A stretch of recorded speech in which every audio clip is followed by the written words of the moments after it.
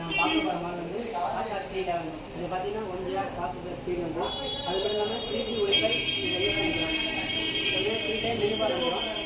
ஒரு time main menu, இன்னொன்று வந்து டைனமிக் கீபோர்ட், அடுத்தது தான் ஷார்ட்கட்டு. இதை வந்து ஷார்ட்கட் வந்து நம்ம தேவையான அளவுக்கு சேஞ்ச் பண்ணலாம். என்ன ஷார்ட்கட் வேணுமோ அந்த ஷார்ட்கட்டை நம்ம உங்களுக்கு எது ஷார்ட்கட் தேவையோ அப்படியே அப்டேட் பண்ணி அதே பிரிண்டே வச்சுக்கலாம். அது மட்டும் இல்லாமல் டைனமிக் கீபோர்ட் வந்து நீங்கள் மியூசிக்கு சி டைப்பாக மாற்றிக்கலாம். எது வேணுமோ தேவைப்படுறதா வச்சுக்கலாம்.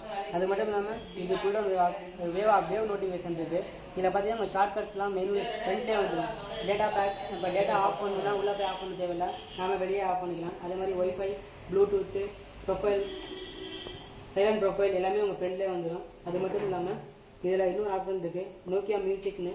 நோக்கியா மியூசிக்கில் பார்த்தீங்கன்னா 8 lakhs ஃப்ரீ அப்ளிகேஷன் டவுன்லோட் பண்ணிக்கலாம். அப்படியே டவுன்லோட் பண்ண பார்த்தீங்கன்னா நோக்கியா மியூசிக் செலக்ட் பண்ணிட்டு இன்னும் ஜென்ரல் தமிழ் வேணா தமிழ் அந்த ஜென்ரல் சூஸ் பண்ணிட்டு ஓகே கொடுத்தீங்கன்னா இந்த லிஸ்ட் வந்துடும். அதிலே நீங்கள் சாங்ஸ் டவுன்லோட் பண்ணிக்கலாம்.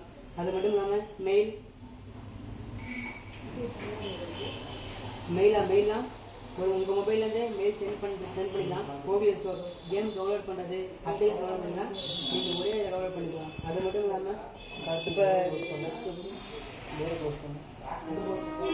அது மட்டும் இல்லாமல் இதில் பார்த்தீங்கன்னா நீங்கள் அர்ஜென்ட்டாக ஃபோன் வந்து மீட்டிங் அட்டன் பண்ணுவீங்க. சைலண்ட் ஃபோன்னா ஸ்கேன் பண்ணால் ஆட்டோமேட்டிக் ஸ்கேன் சைலண்ட் ஆகிடும்.